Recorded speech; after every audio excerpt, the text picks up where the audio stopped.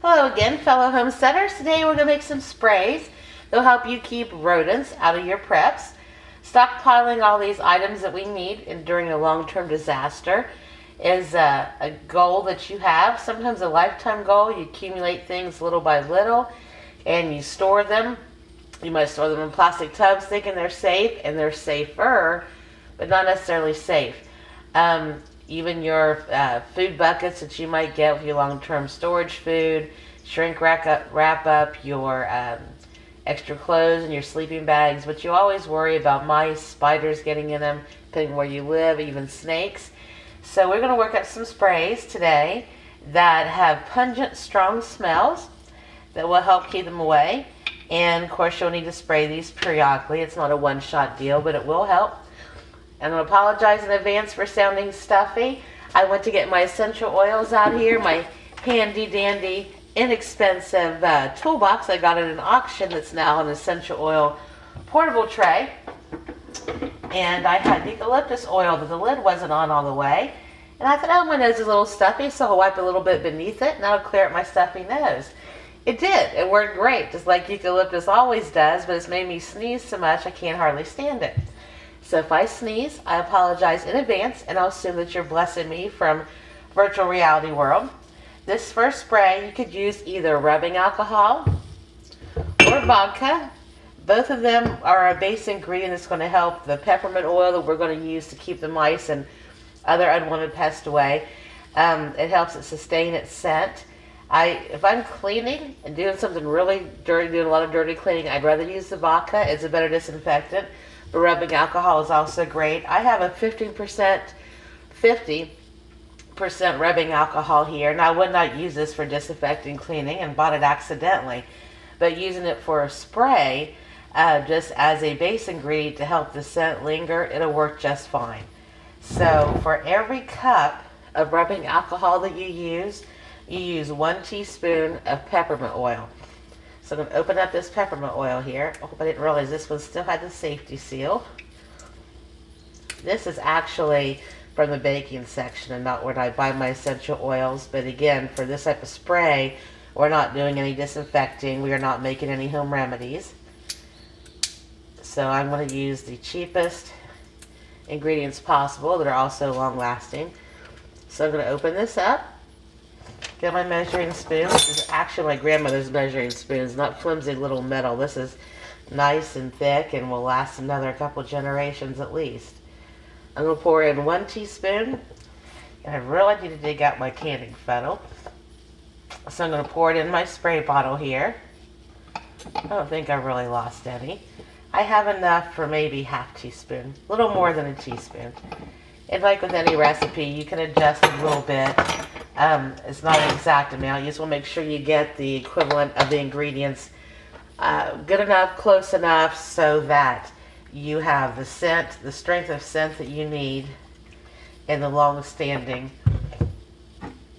wafting of it. This little cup here, that's a ½ cup. I'm just going to guesstimate it here. And pour in some more rubbing alcohol. And you can make a double, triple, quadruple batch and let it sit for weeks or months until you need it.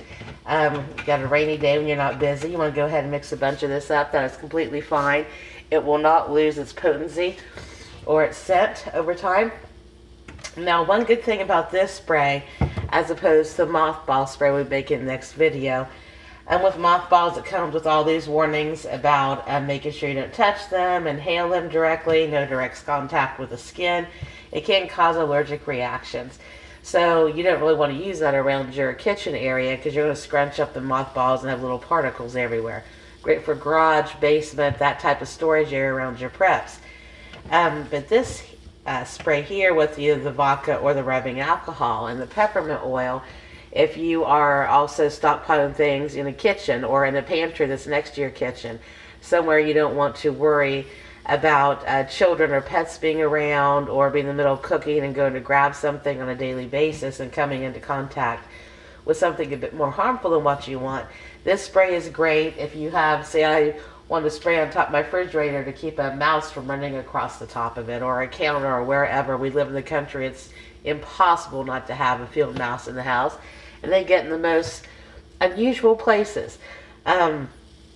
So you can squirt this and squirt it around your kitchen counter, your pantry. If you stockpile a lot of vinegar, maybe in some oddball cabinet in your kitchen, or stockpile extra toilet paper in a closet in your bathroom, whatever it might be. We used to stockpile our toilet paper in the garage until we actually needed some. We were flooded in one time, and it was torn up, chewed upon, and mouse poop all down in it, and that was just so not happening.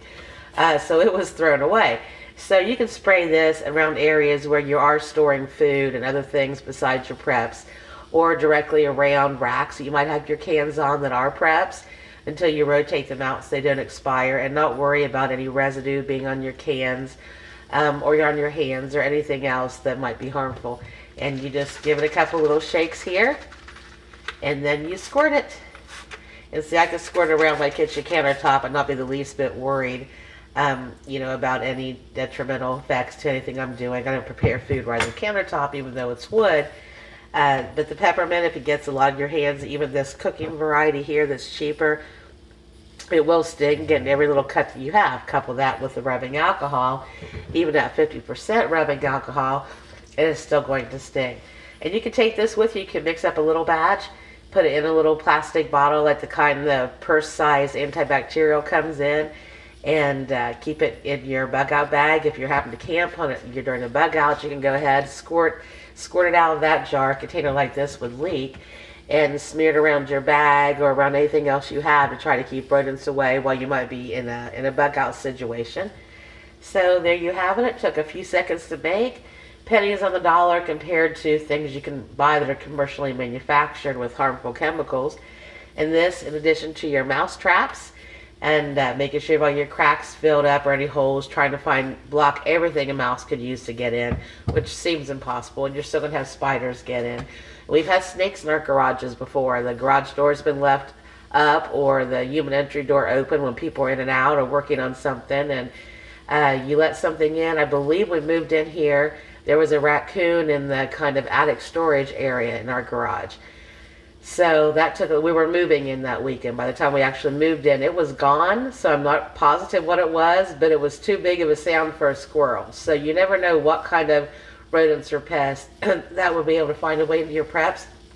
So if you're regularly getting into routine, just like you water your flowers or anything else, you need to water your garden, I'm getting a routine of doing a weekly squirting of this to keep insects and rodents away. Or if you already have an infestation, do it daily for a while. And the scent lingers, even though my nose is in the middle of still being stuffy or sneezing from the eucalyptus, one of the two, I can still smell this peppermint. It's very strong, and the strong scent will help keep the rodents away. I've been known to grind up some catnip and put it in here. You have to get it really fine or it will clog this out and it won't spray. But catnip also keeps mice away, as you can tell by the recipes in here. And you can play around with it, put different scents, so you don't have to stick to the original recipe. You can go ahead and add some clove oil or some tea tree oil. Anything that's strong and smells stinky to a mouse, I would think peppermint would smell good, but they don't like it.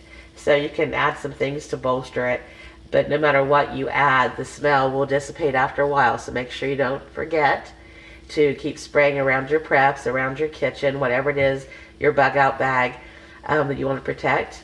And make sure that everything is there and whole and intact and usable right when you need it.